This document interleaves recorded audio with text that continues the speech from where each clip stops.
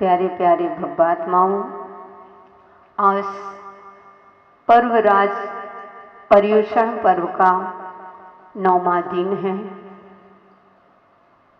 उत्तम आकिंचन धर्म का दिन है। आज का दिन अध्यात्म का दिन है।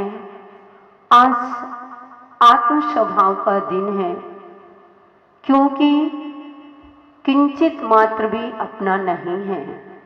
कल हमने इतना त्याग किया कि आज आकिंचन हो गए, आज कुछ भी नहीं बचा। तो भव्यात्माओं, आज का धर्म कहता है किंचित मात्र भी अपना नहीं है, बिल्कुल खाली हो जाना, इसी का नाम है उत्तम आकिंचन। जो पराया है, जिसे तुमने अपना समझ लिया था, उसके बिना उसको त्याग करके जरा सा भी मन में खेद नहीं है, उसका नाम होता है आकिंचन। क्योंकि बंधुओं, यह सभी लोग जानते हैं वास्तव में संसार स्वार्थी है। ट्रेन में भीड़ होती है, ट्रेन के लोग सहयोगी हो सकते हैं पर साथी नहीं हो सकते हैं। जब अपन ट्रेन में चढ़ते हैं, ट्रेन में सफर करते हैं, तो ट्रेन में काफी भीड़ हुआ करती है, होती है ना, काफी भीड़ होती है, लेकिन सभी लोग वहां पर मिलते हैं। कोई आधी रास्ते में उतरता है, कोई पूरी रास्ता तक रहता है। लेकिन ध्यान रखना, हमारे महावीर भगवान कहते हैं, हे जी, जितनी भी भीड़ दिख रही है, ये सब तुम्हारे संयोगी हैं। कब किसका संयोग है, उतना ही आपके साथ रहेंगे, और बाकी तुम्हारा मात्र साथी है तो धर्म साथी है। आप पूजन में पढ़ते हो, चिर रक्षक धर्म हमारा हो धर्म हमारा, चिर साथी जग में न हमारा कोई था, हम भी न रहे जग के साथ। हम भी न रहे जग के साथी, न कोई हमारा साथी है, न हम किसी के साथी रहेंगे। मात्र हमारा कौन साथी है? अरे बोलो, धर्म साथी है। लगता है परिवार साथी है, इसलिए आवाज ही नहीं निकल रही। तो बंधुओं, ये मालूम है कि हमारा धर्म ही हमारा सच्चा साथी हो सकता है, लेकिन फिर भी बंधुओं, ऐसे पर वस्तुओं में हमने अपने उस मोह को ऐसे जकड़ रखा है, उस परिवार को, रिश्तेदारों को, उस पैसों को, धन दौलत को ऐसे पकड़ रखा है जैसे यही है, अगर वो ना हो तो लगता है कुछ भी नहीं। इसीलिए हमारे पूज्य गुरुदेव हमेशा कहा करते हैं, यह आकिंचन धर्म अध्यात्म का दिन है। यह अध्यात्म की बात बताता है, यह वास्तविक तुमको जीना सिखाता है, तुमको अपने आप से परिचय कराने का दिन है कि किसको अपना मान रहे हो। जिसको तुम अपना मान रहे हो, तुम धन दौलत के पीछे इतने भाग रहे हो बंधु, उसकी दौड़ में दिन रात लगे हो। Money money money, money is sweet Honey, but without life not money not Honey.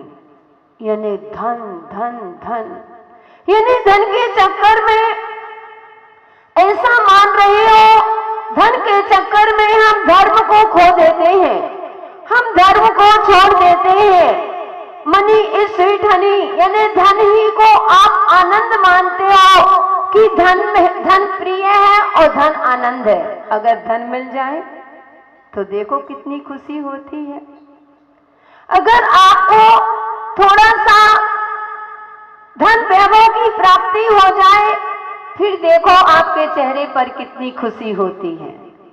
अचानक धन मिल जाए, व्यापार अच्छा चल जाए, फिर देखो आपकी चेहरे की खुशी। लेकिन बंधुओं, बिना कहते हैं what without life not money not Honey, यानी कि बिना जिंदगी के कुछ भी नहीं। जिंदगी है तो सब कुछ है, बिना जिंदगी के कुछ नहीं। जिसके तुम तिजोरी में भर भर करके रख रहे हो, ये मेरा है, दिन रात लगे हुए हो, बंदो खूब तिजोरी में माल रख करके रखा है।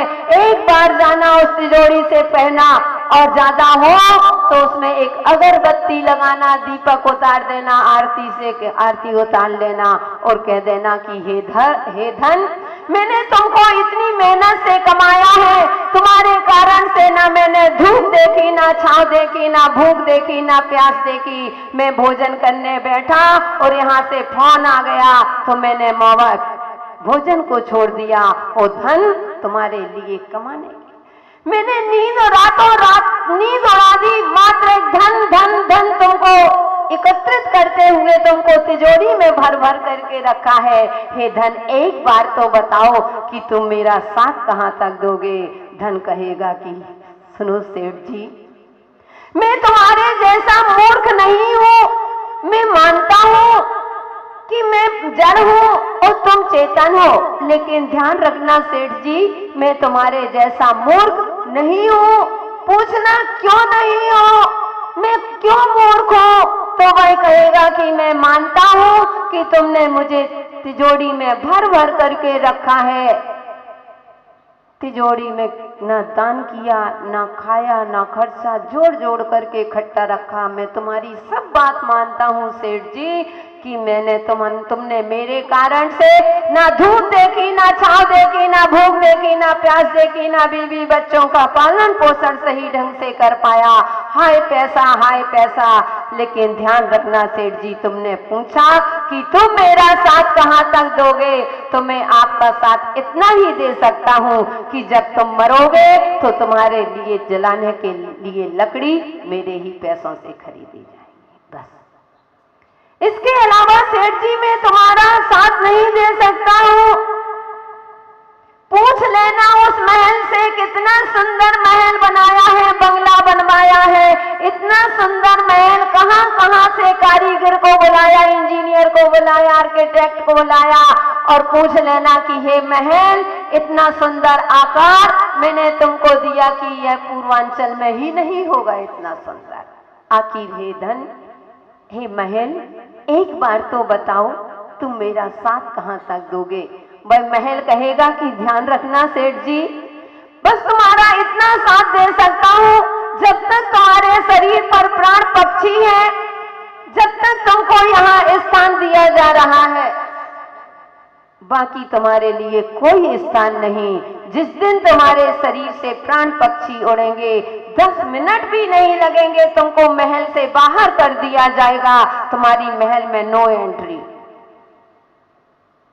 उस महल से कहना, हे महल, 1 मंजिल नहीं, 2 मंजिल नहीं, 3 सबसे नीचे वाली मंजिल में दे देना। वह कहेगा नहीं सेठ जी, वह कह देगा चबूतरा में जहाँ जूता चप्पल उतारते हो, जहाँ एक छोटा सा कमरा बना है, वहां दे देना मरने के बाद। वह कहेगा नहीं सेठ जी, तुम कमरे की कह रहे हो, चबूतरा की, तुम्हें नगर से ही बाहर कर दिया जाएगा, तुम्हारी नगर में भी कोई एंट्री नहीं रहेगी। पत्नी बेटे को अपना कह रहे हो ना कि यह बेटा मेरा, यह मेरा बेटा, यह मेरा बेटा। बेटे की खुशी में बंधो। एक पिता, मैंने बताया था, एक पिता सारी जिंदगी अपने बेटे की खुशी में लगा देता है, लेकिन जब बेटे की शादी होती है तो बेटा कहता है कि my wife my is life, कि मेरी पत्नी ही मेरी सब कुछ। जिस पिता ने कितने लाड प्यार से पाला, पूछना बेटे से कि बेटा मैंने तुमको इतना धन वैभव सब कुछ दिया, ये सब तुम्हारे लिए है, मैं कुछ भी साथ में लेकर के नहीं जाऊंगा। एक बार बताओ मेरे बेटे, तुम मेरा साथ कहाँ तक दोगे? तो वह मैंने तुमको पढ़ा लिखा करके लायक बनाया। बेटा कहेगा ध्यान रखना पिताजी, कौन सा बड़ा काम किया। हर पिता का कर्तव्य होता है, जन्म दिया है तो पढ़ा लिखा करके लाइक बनाना। और मैं भी आपसे कहती हूँ कि जितने भी यहाँ पर पिता बैठे हैं, जितनी भी माताएं यहाँ बैठी हैं, अगर आप अपने पुत्र को पढ़ाना लिखाना चाहते हो, खूब पढ़ाओ, खूब लिखाओ, खूब पढ़ा लिखा करके लाइक बनाओ, लेकिन ध्यान रखना इतना भी लाइक मत बना देना, इतना भी लाइक मत बना देना कल के दिन तुमको ही ना लाइक समझने लगे, क्योंकि समय बहुत खराब चल रहा है।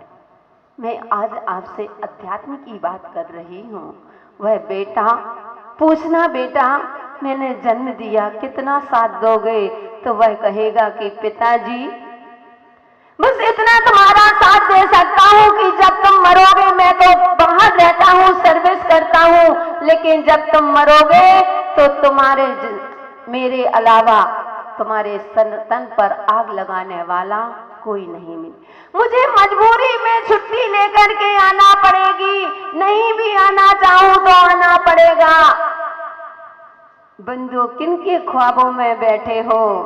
बालपने में पिता पुत्र को कांधे ले दुलरावे हो, ओ कांधा देकर उस प्यार का बेटा मोल चुकावे हो। रहे पिता का ध्यान पुत्र पर कोई आँच न आवे हो, और सबसे पहले पुत्र पिता के तन में आँच लगावे हो। सबसे पहले वह बेटा तुम्हारे तन पर आग लगा देता है।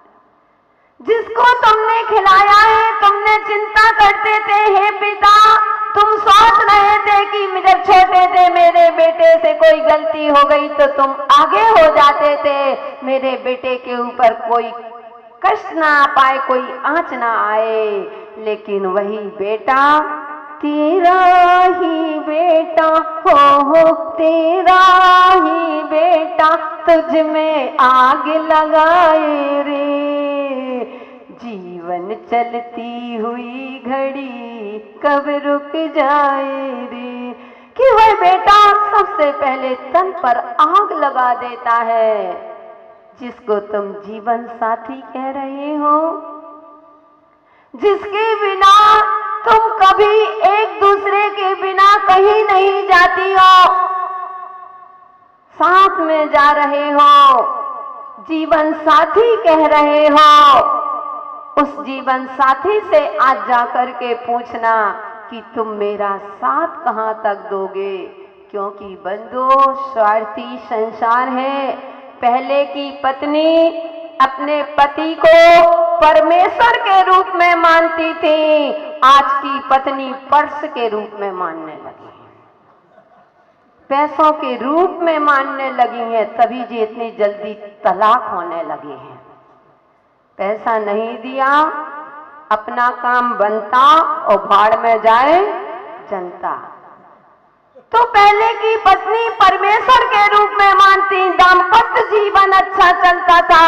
आज की पत्नी अपने पति को पैसे के रूप में देखती है, पैसा है तो तुमसे बात और नहीं तो तुमसे तलाक। ये स्थिति आज चल रही है। तो पूछना उस जीवन साथी से कि तुम मेरा साथ कहां तक दोगी। हे भगवान, तेरे पीछे मैंने सब कुछ खोया, तुम्हारी हर इच्छा की पूर्ति की। अगर तुमने कहा कि मुझे आकाश से तारे तोड़ करके लाओ, तो वह भी मैंने इच्छा पूरी की, वो करना ही पड़ती है। मोहन जी, अगर इनकी इच्छा पूरी ना करो तो महिलाओं के सिर में दर्द हो जाता है, ठीक है ना सुरेंद्र जी? होता है ना?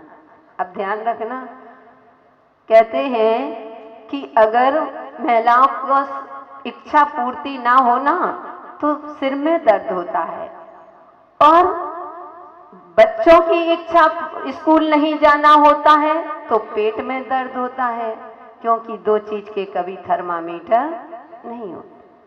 जो कर्म लेकर के आए थे वही कर्म हमको लेकर के जाना है। इसलिए अपने जीवन में बस आपको दो शब्दों के माध्यम से कहूंगी कि संसार में रहो, लेकिन संसार में मालिकियत बना करके मत जियो।